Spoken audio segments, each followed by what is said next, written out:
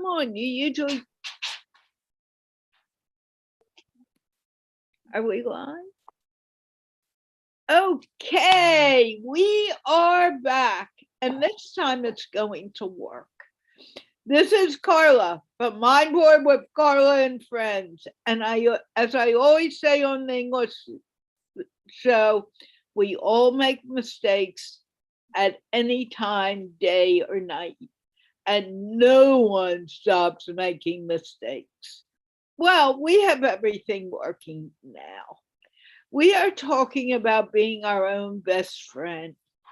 Now, in the past, I would have been saying, oh no, I screwed up with the show. The show is not going to work today because I didn't get it together. And the people here talking with me are going to be so upset with me. But believe it or not, I'm just feeling I made a mistake. So what? I'll delete the first show and we'll move forward and we'll have MindPlore anyway. So that's what we're talking about, being our own best friend, not allowing anyone to tell us that we are not worth what we're worth. We all have a whole lot of value, and we all have something to offer. And when we start saying we are not enough, I need to be like Rubina, or I need to be like Michelle, or I need to be like anyone else in the world, we are disregarding ourselves, and we are not allowing ourselves to be who we really are. And everyone on this panel, including myself, and I don't believe I'm saying it about me, is worth more than we realize. We have a lot to give and we're going to share it. Having said that, I want to welcome Michelle Peticolas, Dr. Michelle Peticolas, Rubina Hassan, and Shivali S. I don't know her last name, have never known it, but I'm welcoming them to the show as we talk about becoming our own best friend. Michelle, you were going on so strongly a few minutes ago. Take it over again while I get this set up completely. Well, Carla, you made a really, really good point about being kind to yourself, particularly when you make mistakes. So I had an experience of that almost synchronistically. Last night I was going through Meetup, I forget why, and suddenly I happen on the page with the messages. I don't even know how I got there, but there must have been 20, 25 messages dating back to just after COVID hit us. And I'm like, oh my God, I didn't answer any of these. And one by one, I answered each and every one of them, apologizing profusely. I was so mortified. I felt so bad that these people had sent their messages, their questions to me, and I never answered. But as Carla says, it was just a mistake. I didn't know they were there. I totally forgot that Meetup has its own message system.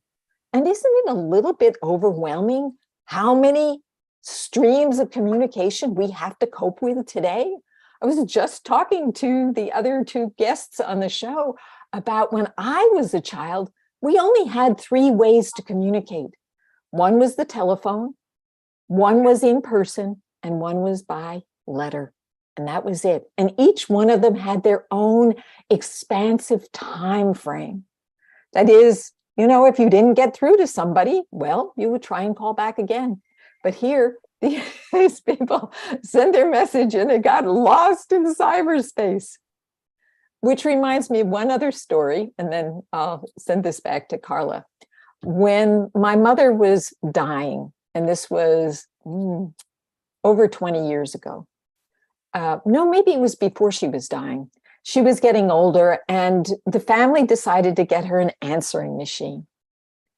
Only she never learned how to use it. So there were all these messages going months and months back of people trying to reach her. And she never listened to them because she didn't know how to.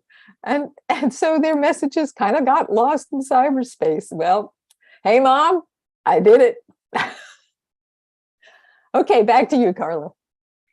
Now let's talk a little about becoming your best friend. How do you relate that to becoming your best friend? Well, as I said, like you, Carla, you accept that you make mistakes and you don't beat yourself up for it. I actually felt appalled that I had missed these messages. And then afterwards I said, well, you know what? I mean, there's so many avenues of communication. We're bound to drop a few of them because we can only handle so much. And to have compassion for oneself when you make a mistake, when you don't get through. And that's where I ended up in examining that whole experience last night. And maybe even taking a pause and realizing that I didn't need to answer all those 2-year-old messages, that maybe that was actually did more harm than good. Did anyone answer you besides the one who said, don't worry about it? Not so far, but I sent the messages out last night. So who knows? Maybe it'll take them 2 or 3 years to answer. That's part of being your best friend. That's part of being your best friend. Yeah, accepting who you are and accepting your mistakes. Rubina, what do you want to say about this? Thank you, Carla. When you told me about the topic, the questions coming to my mind was like, why one should be one's best friend. So and right away, the thing that come to my mind was like, there's this famous saying, we are born alone and we die alone. So at the end, no matter how many people we'll have in our life, how many best friends or even siblings, relatives, parents we have in our life around us, at the end, we all feel that emptiness or loneliness inside us. So and what is that? The you and Michelle were talking about like being kind to yourself and have compassion for yourself. So at the end, we all want ourselves to be satisfied, happy, fulfilled, and content from within, not from outside, not from outside world. So I think the answer to that why is if we want ourselves to be happy, content, fulfilled with ourselves, we have to become our own best friends. And the second question then came to my mind, that how one can be one's own best friend. And the answer was so simple, like if I want someone to be my best friend, how I behave or how I act with that person. So to me, it's basically it's two things, like be honest and be truthful. So more and more I'll be honest to myself, and more truthful I will be to myself. It will be easy for myself to become my own best friend. So that is how when you told me that we're going to talk about it, that's what comes to my mind about becoming our own best friend. Okay, I have a question for you, because you and I have been going through a thing about you feeling more comfortable with yourself. How are you feeling now? I'm feeling much more comfortable because, we talked about it a lot, that more real you are, more you try to talk from your heart, and more natural you are, you feel more comfortable. So I am feeling more and more comfortable every time I come on MindPlore now. And that's what I want to see. I mean, when I first told you that, you said, I can't talk about that, correct? I thought it's going to be a difficult topic, like what would I be able to but then when I started, I started mind probing myself, and I was like, oh, it's so easy. It's I mean, if it's like the way we want other people to be our best friends, the same applies to our own self, right? Right. And that was what I was trying to say to you that whole time that when we were going back and forth. You can't be your own best friend until you're ready to do that. And if you're not that, I know I'm not my best friend at times. Let's be honest. I make loads of mistakes. And there are times that I'll say, boy, I am the dumbest person on the planet. But what I'm beginning to do and beginning to learn, Rubina, is that when I begin to be like that, I need to go back and think, who am I? And am I allowed to make mistakes? And I'm beginning to catch it sooner and sooner. And that'll happen with you and anyone. It's perfectly okay. Shivali, go ahead. Yes, thank you, Carla. I've been listening to Dr. Michelle and Rubina and you. So a lot of thoughts were coming to my mind. For me, it's about this topic that we have taken up today. It's really made me think because at times, I feel that I do not nurture myself. Now, why do I say this? Most of the time, I'm thinking in terms of that if I say this, how does the other person, my friend or whoever it is responding to it or thinking about me? There was a time when I used to be too much obsessed with this. No, it was all about the sense of guilt would also come in. But I gradually have realized, and I'm still in the process, that if I am really caring about myself, I have to be authentic.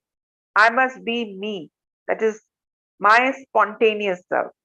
So if I'm in a particular situation and I respond in a particular way or I say something, that is natural me. That is what came out spontaneously out of me. But the problem lies when after doing it, I start feeling guilty. Now, that means somewhere down the line, I feel guilty for what I have said or what I have done. For example, Michelle was talking about the messages, right? And I could relate to it perfectly in two things. Yes, we used to visit, we used to visit people. We were used to families visiting each other. Nowadays, we don't do it because everyone seems to be so busy. They prefer the Facebook or the WhatsApp. Okay, let's make a video call. Let's talk over the phone. The home visits are much less now. Letter writing is something obsolete now. I think the new generation will be hearing stories of writing letters from us. For them it will be something very strange. What are they talking about? Writing letters and things like that. So I think what is happening in today's world, of which I am a part, is that gradually that communication is going on a very different level, and as a result the essential individual is becoming more and more lonely. I think we were referring to this also. And messages, I received so many messages during the day through Facebook and through other. And there have been times when I have responded late because I'm busy with my work. And the person immediately writes, "You're always late in your replies." I just take it in my stride, I smile to myself because each time I cannot explain to the other person that why I was late in giving their response. But the very fact that I'm responding, how to make that person understand that, see, I'm giving value to what you have written. And now when I'm free, I'm doing it. I can't do it immediately. So sometimes I feel very guilty about it. And other times I feel it's okay, fine. I'm being my true self. I'm being authentic. It's okay. But the problem is when I overthink. Or for that matter, anyone who overthinks, then I think you are not loving yourself.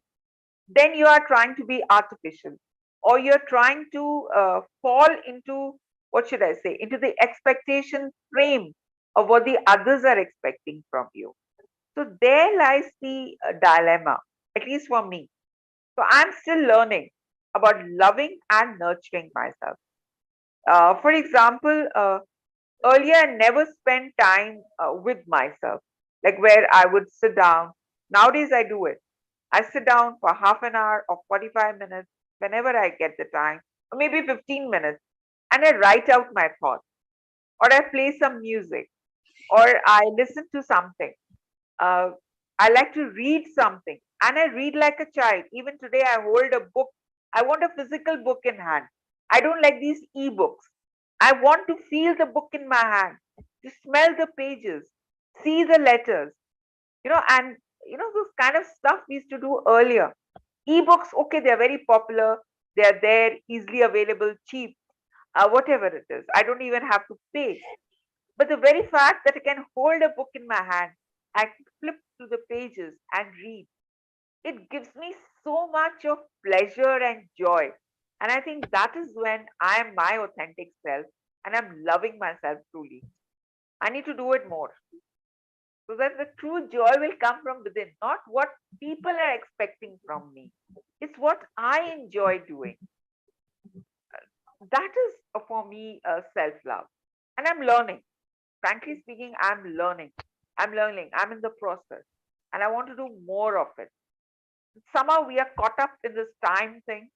Life is just like, I feel like a zombie at times. Time is just kind of, fleeting. 2020, 21, 22. 3 years just gone. Think like that. 2020, when the lockdown took place, I remember the first few days I was stuck up at home, and we had a very strict lockdown in my town. For 3 months, we were not allowed to step out of our home. Everything was, we were just locked up in our own home. Initially, I was very, this thing, restless. How will I manage? But I managed. I could write things. I could attend so many of these webinars. I learned so much. So for me, 2020 was the year when I could love myself the most. I feel somehow it's something very strange, but I think for me, it was a time when I could actually devote more time to myself. And I miss those days. I don't miss the lockdown. We don't want a lockdown. We want everything to be beautiful and natural. But somehow, that is the best time of my life. How come I think like this? But I'm very happy. I did so many things during that time. So that is self love, where I could nurture myself, when I could do things that I enjoyed the most, when I was my spontaneous self. That is taking care of yourself. And when you take care of yourself, you're able to reach out to others also. The vibrations are there. So it's interconnected. In nurturing others, we nurture ourselves. In nurturing ourselves, we also nurture others. There's an interconnection, that spiritual bond that we are talking about. So, what you had started saying in that video of yours, which you shared earlier, that don't waste time, the precious moments. If you have to say something, just say it. Just say it, because time waits for none, as they say. So, a lot of thoughts have come to my mind. I'm still trying to figure out what to say on this topic. Thank you. But that's the whole point. We don't become our best friend. I want Shivali to be my best friend. I want Michelle. So I begin to become like them. I do what they want. Instead of saying, no, I don't think I want to go to that meeting tonight. Or I don't want to speak with the person you've asked me to speak with.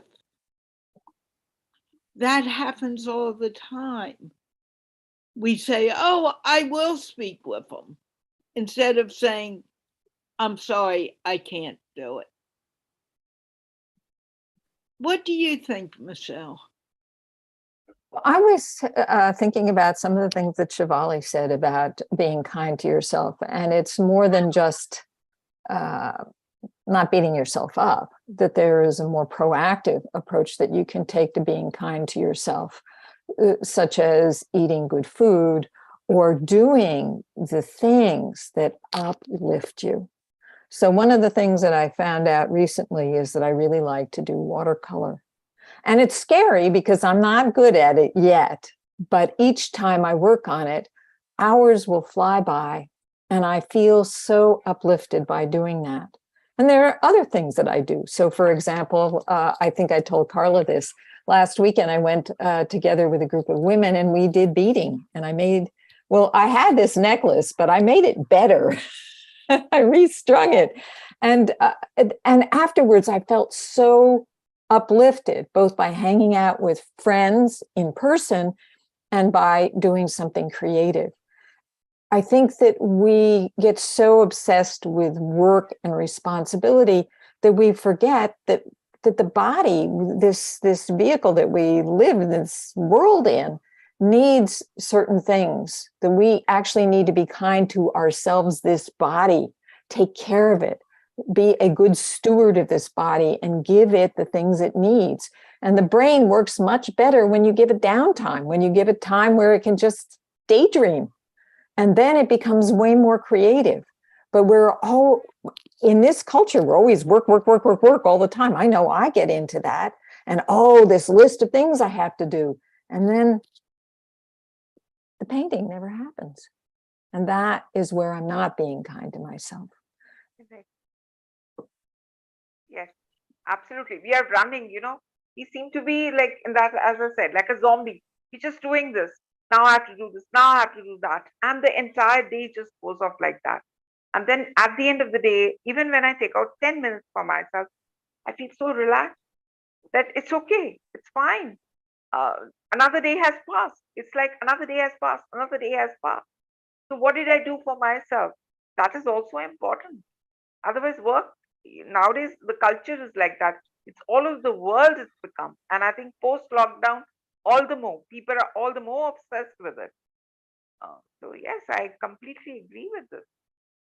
Last night, I would have rather than answer all those year-old messages, have done some watercolor, or at least done a sketch to prepare for watercoloring. Wouldn't that have been a much better use of my time? And then I could have shared it with all of them and said, I didn't answer you, but this is what I did instead. And actually, that would have been a very nice thing to do. Yeah. This is what I did. This is why I'm not answering. I found something for myself to do. Yeah. Rubina. Yeah, so at the end, what I was talking about earlier, that at the end we feel lonely, that loneliness or emptiness. So we have to give ourselves what our body, what our mind, and what our soul needs, and what is soul soothing for ourselves. And it can be anything. Like for Dr. Michelle, she said that she recently finds out that watercoloring is kind of soothing and for herself, giving satisfaction. And what Shivali was talking about, that we all do mistakes. We no matter how old we get, we continue. We are human beings. And so at the end, it what matters is that how much guilt we keep in ourselves, and how long we will feel guilty about it, and how long we will criticize ourselves on it, or we will be able to manage with it as quick as possible. That is also a part of like self-care. Like I recently, in recent past, I did a mistake, not a mistake, a mistake, like something happened to me. Some people, they did something to me, and I overreacted on it, and I, as a result, you can say, or I did something to some other person who actually was not responsible for it, but to me, I felt that that person is unintentionally was responsible for whatever was happening to me. So I made that person feel bad, and then I was guilty about it, and I wasn't able to apologize. But then I tried to make peace with myself, because I find out that as long as I will put myself in that guilt, it will hurt me. So realizing our mistakes and then try to make peace with ourselves is also a way of self-love, self-care, and becoming our own best friend, the topic we're talking about. And obviously, spending more and more time with ourselves. It gives us self-awareness about our needs, about what our body, what our mind, our heart, and our soul needs, and how we can nurture ourselves more and more to be more comfortable with ourselves, to be more peaceful, satisfied, and fulfilled, and without having a need to have to meet too many people or to have too many friends around us, because not everybody's with us always. There are times when even no matter how many people you have in your life, you feel lonely and you feel that emptiness. And if you are your best friend, that way you'll be at peace. You don't feel that you're lonely or that you're alone or you don't have any best friends in your life. So I think at the end we have to be kind to ourselves and try to spend. And what Shivali talked about those lockdown days and why she's still feeling that those the best days, because we all can feel it, that those are the best days, because we get more and more time to spend with ourselves, to be alone. So at the end, yes, I think what matters is that to be at peace with ourselves, to be kind to ourselves. Many people are afraid to be kind to themselves. Yes, that's true. Many people, and they cannot, if I can, the thing is, I have to see, can I enjoy my own company? Can I sit with myself? And how long can I do that? If I can do it for just, if I cannot do it for 1 minute, 5 minutes, 10 minutes, it means that I'm not my best friend. And if I can do it for at least 30 minutes, 1 hour, 2 hour, it means that I am at peace with myself. I am my own best friend. So yes, there are most people around us, they cannot sit with themselves. They cannot be alone. They are so scared and afraid of being alone. They need people around them to satisfy themselves. They need people around them to get happiness and fulfillment and satisfaction. Yes, that is true. You're right. So, how can we begin to get people to think about becoming their best friend? Instead of saying, I want Rubina to be my friend, so I'm going to go anywhere she asks me to go. Or I want Shivali to be my best friend, so I'm going to make sure that she sees all my posts. Because if she likes it, I know I'm doing the best thing. Rubina. So as I talked about it earlier, what I find out the answer for this question is a very good question because it came to my mind as well. So, and I was thinking about it, how, and what I believe is that being honest to yourself, about being honest to myself about my, not just my weaknesses, my strengths. I have to be truthful to myself. As I talked about, I did something wrong. I made someone feel bad. So I have seen people who cannot speak, who are not able to be truthful to themselves. They cannot face that the truth in their life. If they did something wrong, they cannot even tell it to themselves. They cannot face it.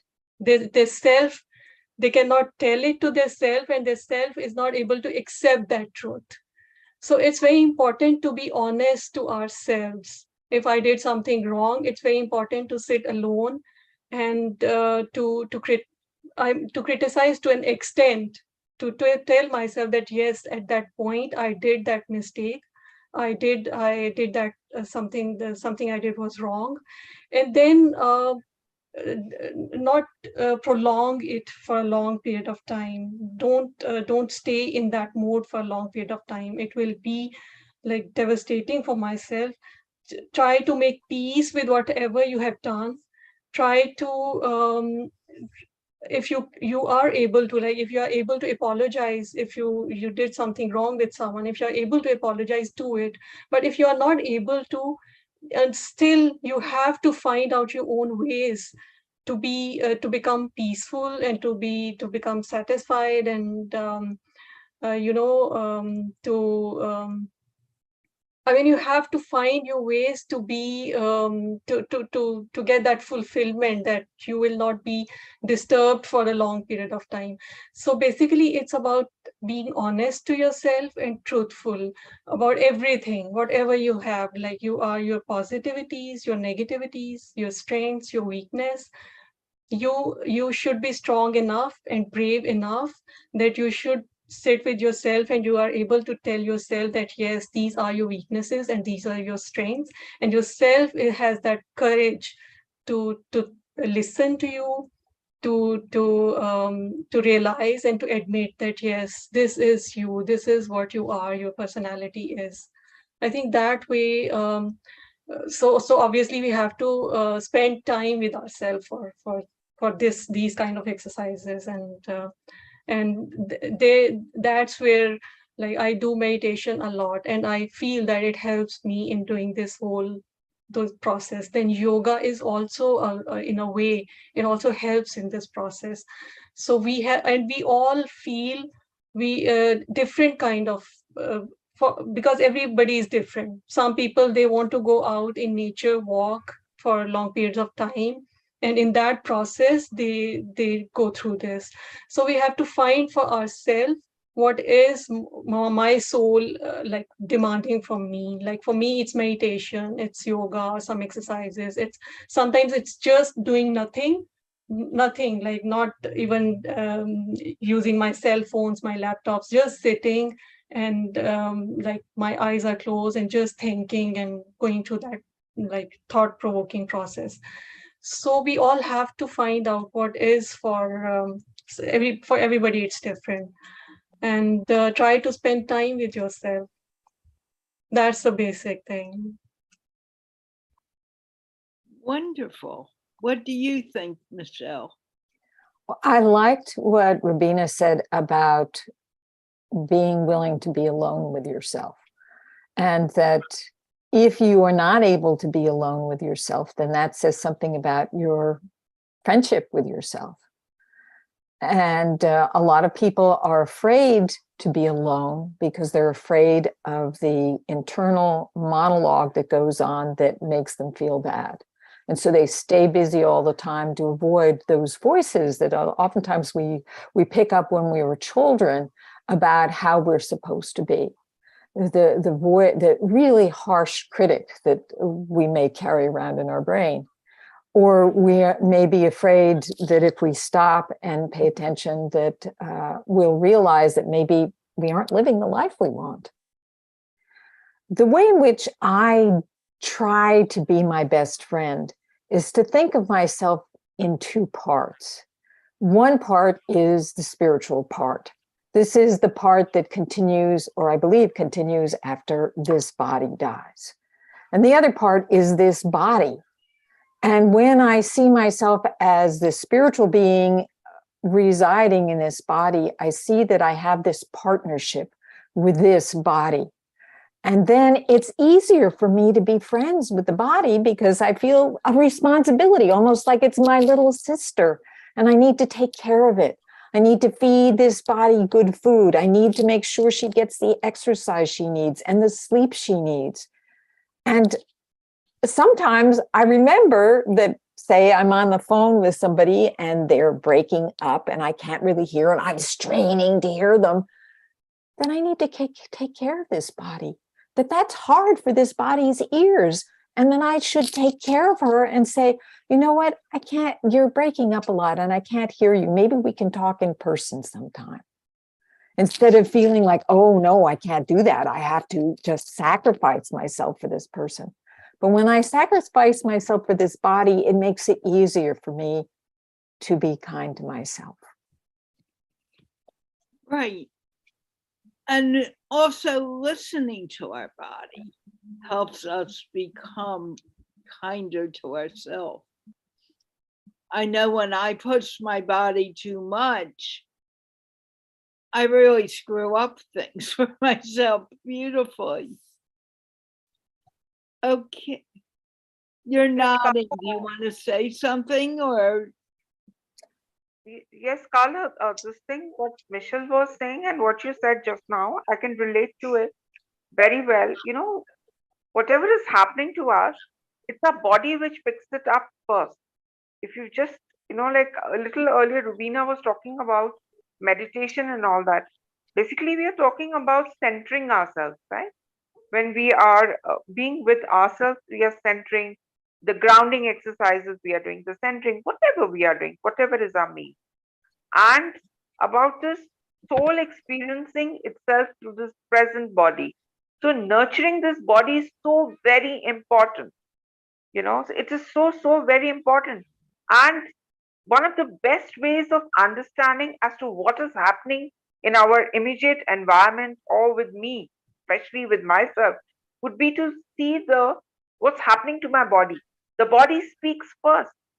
The body actually starts giving you signs. And in recent times, and recent, I would say, just this entire week, I've been working on this on myself. That what is it that I need to correct? The body is the first thing where we are receiving it. It's later on it becomes internalized.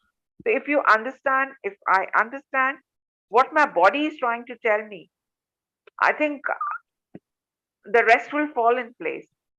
And most of the time, what happens? We are ignoring this factor. And whatever soul experience we are having, as I also strongly believe that it's not about one lifetime, it's about another lifetime which is soon going to come for me. That while I'm here in this moment, in this life, I need to nurture myself because my soul is also experiencing through this body whatever I'm experiencing. And if I want these experiences to be, what should I say, healthy ones, then I will have to take appropriate care of my body, and automatically then my mind also feels good. You see, if I'm not feeling well, which happened to me, as most of you know, last month, and so uh, I was not feeling good about myself, and as a result, I was not feeling happy. So how much ever I tried, maybe watching a movie or going out was not really helping me because the real problem lay within me. I had to work on that first. The moment I started working on that, I feel much better now. So, this nourishment is both internal and external. This nourishment of the body is so important, which sometimes we are ignoring. So, taking walk, doing meditation, painting, whatever we like to do, it's also a part of it. Eating nutritious food, which I sometimes ignore. Frankly speaking, I'll be very honest about it. I sometimes ignore it. I don't eat properly. So that has to be done. It's a complete thing which we have to keep in mind. So self nourishment, self care, and I strongly believe that this body has been given to me by God, right?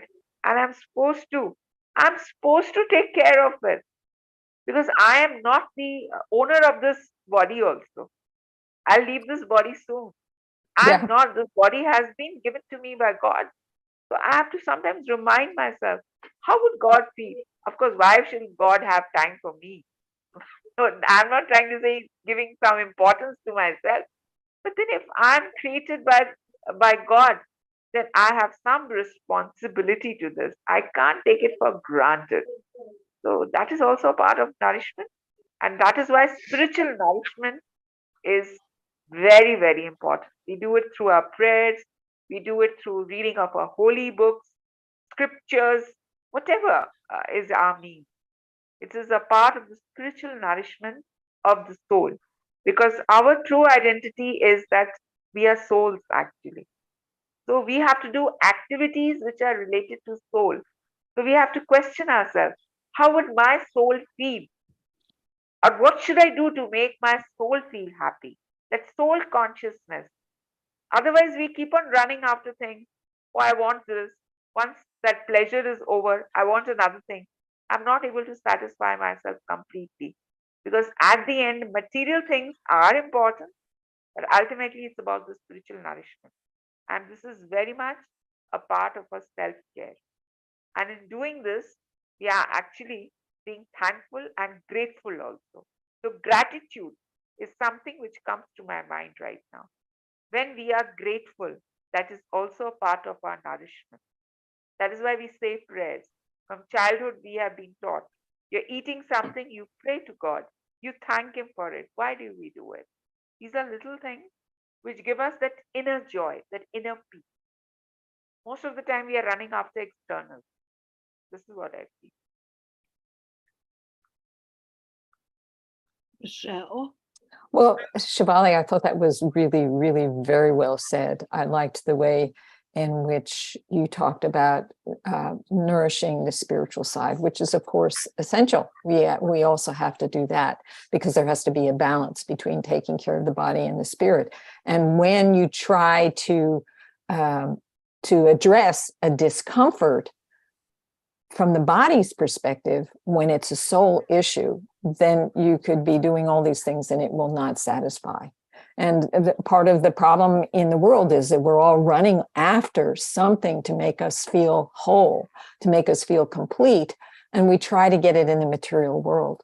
And if the spirit is not being acknowledged, attended to, treated with respect and reverence, then there's this constant striving and never getting it. And I think this whole obsession with making a lot of money has to do with trying to feed the soul and getting it all wrong.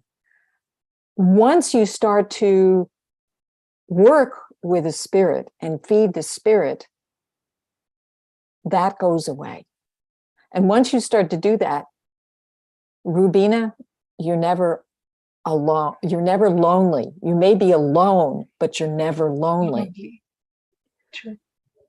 It's only when we're constantly trying to find the love, find this self-acceptance outside of ourselves, that we get that feeling of loneliness. True. Agree.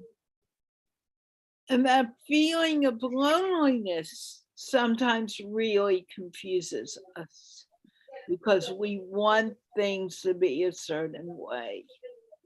So, talking about that, do we need to put conditions on the friends we make? Or do we need to make maybe a condition on ourselves to remember to be kind to ourselves? Does that make sense? I think that the only person you can change is yourself. Right. So you start with yourself, and so, you start with being kind to yourself and understanding that these bodies, they're social. They need people. And this whole COVID isolation thing was in some ways very, very great for the spirit, but very hard on the body. And to recognize that and to try and also provide the body with what it needs as well. It's a partnership, and you need to take care of both sides. So basically, it's a kind of a balance, like the needs of the body, physical body, and your spiritual needs. And when both are in a balance, you find that we are the ones, we have to find that balance for ourselves, each one of us. So when it's in balance, then we are a satisfied, fulfilled, content, and peaceful person. But I want to say one thing about balance. It is a verb, not a noun. That is that you are always working towards balance. It's not something that you achieve and now you're balanced for the rest of your life. Life is not like that. You are always having to negotiate things. That's why there are other people. They'll help you negotiate and have to rebalance all the time. But that's what makes life interesting. That's what makes it a journey. And because life is a journey, whatever we say in one moment may not be true the next moment. And I have also noticed we all think slightly different and we all make different meanings for different words. And because of that, we cannot expect everyone to understand all that we are saying at any point in time. Shivali or Rubina, whoever, pick up on it. Actually, actually, the point is that sometimes I feel that we try to please others, to make others happy, and I think it's the main thing is that sense of guilt, and we try to please others, and then sooner realization comes that you cannot please forever. The person may be happy today with you, the other time that person's expectations are changing, and you have no control over that. That is why you can only change yourself, as Michelle said. How long will you keep on fulfilling others' expectations? It's human nature, you know. So we need to work more on ourselves than, on others. I think that's the way we have to proceed. Rather than trying to change others and or to follow into what they are saying, to act according to their expectations. It may be, a temporary pleasure for us also, but in the long run, we are not happy about this. I think many of us have experienced in our life. It doesn't give you that inner joy. You've done it because you were supposed to do it, or you were expected to do this. Was it done spontaneously? Because if it was done spontaneously, then you wouldn't feel guilty about it or burdened by it. So we need to really work on ourselves. And most of the time, our traditions, our society, our family is not teaching us this. So I think we need to work on this more and more. And I agree with you. It's not even our families. We have forgotten to trust our own human values. We don't trust ourselves. How can we change that? So we begin to believe, oh, I have a dream. I want to make it come true. But unless we believe in that dream, and no one is saying, oh, you can't do it, which makes us have disbelief, what do we need to do? I was reminded of Dr. Faustus, if any one of you have read the play, how he bargains with the devil for everything, for all the worldly pleasure, and the devil gives him. But at the end of it, he becomes absolutely lonely. This is a kind of a symbolic thing for us, that how do we achieve it? We achieve it by recognizing our true identity, that we are living entities, we are soul beings at the end of it. So, yes, the balance is needed, but the identity, what is our true identity, that we need to understand first. That we are not the body, we are the spirit, we are the soul. I think this is the basic foundation on which we can build the rest of things. All relationships will improve also because of this, because you recognize the spirit in the other person also, the essential soul in the other person also. So the expectations are not there anymore. The acceptance is there.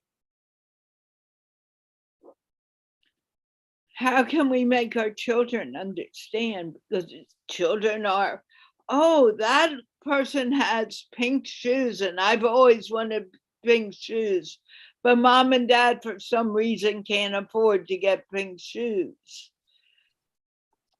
Peer pressure keeps us from being who we are. Michelle. I'm posting right now. You have to come back to me. Okay, Rubina. It's a difficult question. I don't think that I would be able to answer it. Whoa! What did you just say? Just say what you think and we'll move forward. Don't say you cannot, you can. I'm going to get on you about this. It's my problem too. My job is to help you get over it. Okay, go on. So I would like to continue with what Shivali was talking about, like to listen to ourselves, to our souls. And that's what my question is all about. Go on. No, you talked about like how to teach it to the kids, which is Teaching to the kids, it's more how do we learn to listen to our soul? And once we are listening to our soul, it's what radiates outside of us. Can I answer now? I'm finished. Yes. yeah. Okay. Let's So Mom. yeah, I wanted to let people know about this very, very interesting talk. So how do we teach our kids? Well, we teach our kids through example. You walk the talk. And also you respect them as soul beings from the very get-go. And some of the problems that we grope with in trying to be in that balance has to do with our own childhood experiences. When you think about it, we live in it, we reside in these bodies that are social beings. And that when we are newborn children, babies, and we're children, we are totally dependent upon our parents. And our parents don't always know what the best way is to be. They've had their own life experience, and so they have their own problems too. And so you develop this habit of pleasing because you want to survive. I was the third born. My mother was overwhelmed. I felt like a burden. I felt like I didn't belong. And so I spent my life trying to prove that I was worth the effort. And that was an issue. So we all have these issues about how can we get the love we need that this body requires, is this love. The answer, of course, is spirit, because love is abundant everywhere. And when you connect with spirit, you get the love.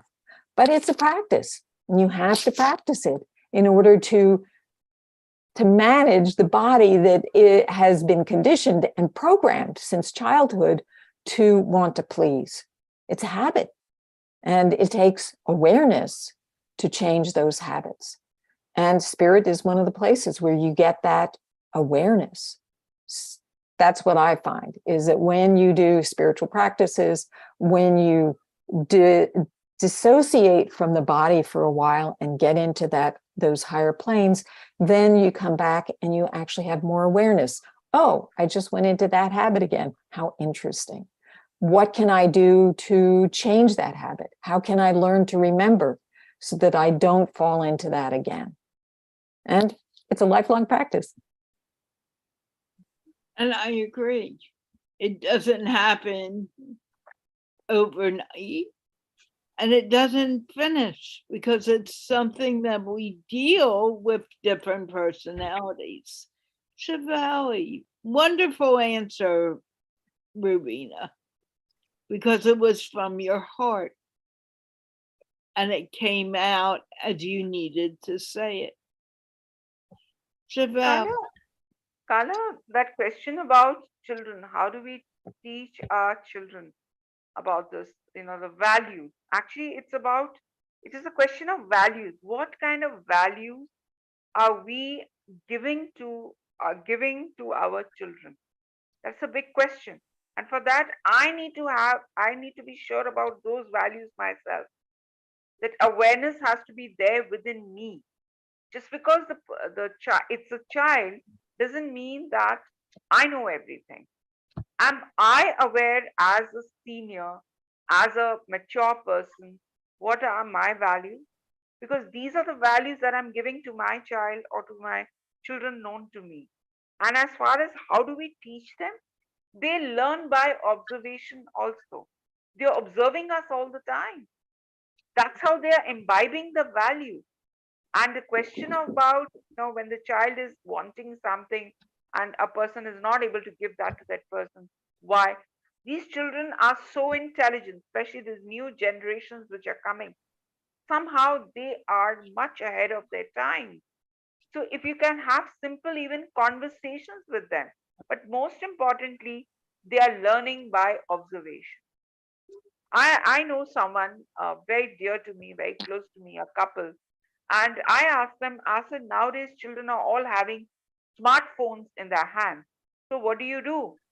So my friend told me, he said he and his wife ensure that the 10-year-old girl, the daughter, after she has fallen asleep in the night, then only they switch on their smartphone for WhatsApping and all that.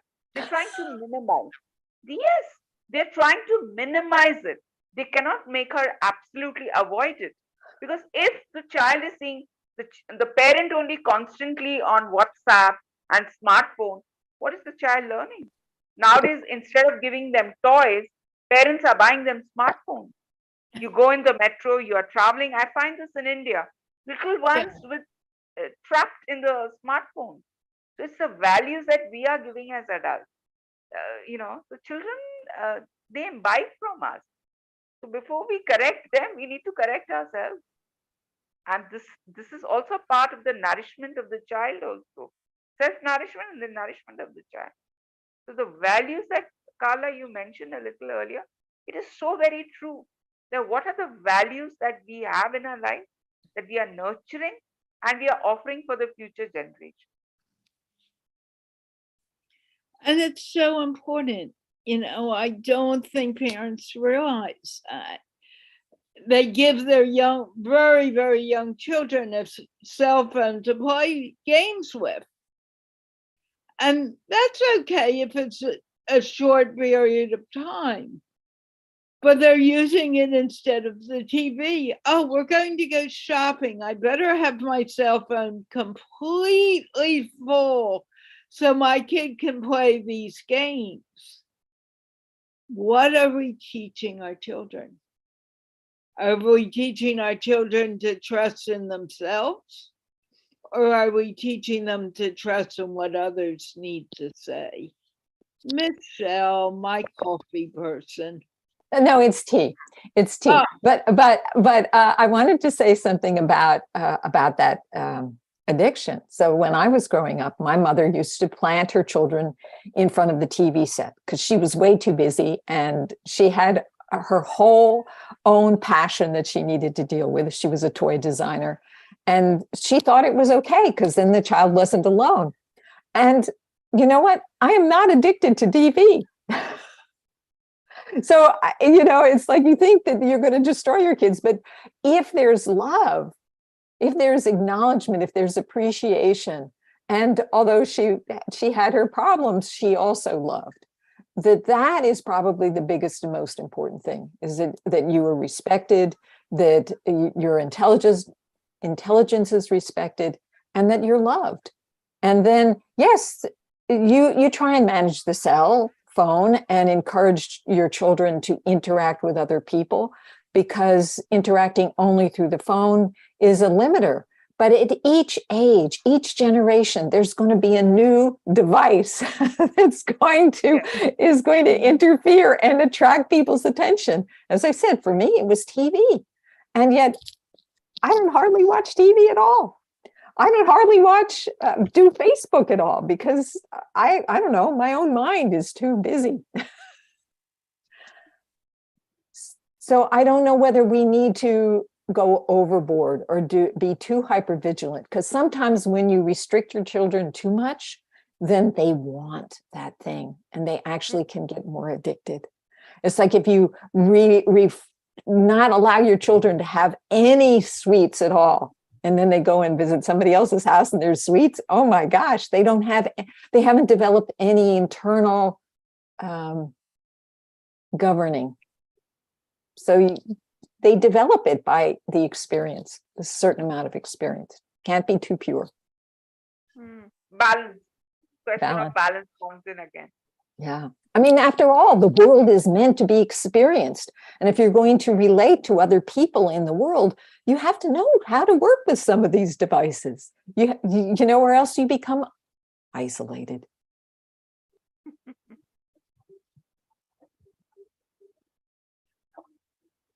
Okay. Anyone else want to give some final words about what they learned from this show? So I wanted to say what Dr. Michelle was talking about, is that if parents are mentally and emotionally present for the child, it doesn't matter. Like it doesn't matter at the end. So parents need to grow up. Yes, that's what you talked about earlier in the show. And I feel very strongly about that point. Yeah. Shivali? Yes, it's all about the balance that we are speaking of. We cannot deny things. It's not a question of denying. It's about the balance. That everything is important. Like as Michelle was talking about television, yes, we watch like now recently. I think it's been so many years, no television, nothing. Because what is it that I'm really watching on television? So now we have the smartphones. It has its own advantage. So yes, as I completely agree with Michelle, that some new thing is going to again come up. Smartphone is just the beginning. Something else is going to come up. So it's all about balance. But at the end of it, it's not about the external, it's about the internal. So the basic things remain the same. That is going to be non-changing. I mean, that's not going to change. Externally, okay, we have the black and white TV, then we have the colored television. Today we have the IMAX screen, and we can see everything in 3D and 4D and whatnot. 5G now, 6G, I don't know what's going to happen. But it's back to the basics, because at the end of it, we all need love. We all need nourishment. These are the basic values, human values. So if they are there, then rest of the things automatically get balanced out. Then it doesn't matter what we are doing. Okay, Michelle. Any final words? Yeah. Love. The answer is love, is giving yourself your body love, giving your spirit love, giving yourself time and awareness. Be aware of what's going on. What makes you feel good? What makes you feel frightened? What makes you feel anxious? And work on the stuff that uplifts. And you can't do it all the time, because if there wasn't feeling bad, how would you ever know that you were uplifted? So enjoy life. Have a good time, be curious, and have a great adventure. Rubina. Oh, yes. Listen to your heart, your intuition, what it says to you, and do what is the need of the moment. I love it. And do we need to worry about anything? Is it worth it? No. Just love yourself for who you are. You are. Yes. Okay, guys and ladies, it's time to end the show. I want to thank Michelle, Rubina, and Shivali for a wonderful conversation. And we will be back on Thursday, hopefully, with another show on becoming your best friend. Let's wave goodbye. Bye. Bye.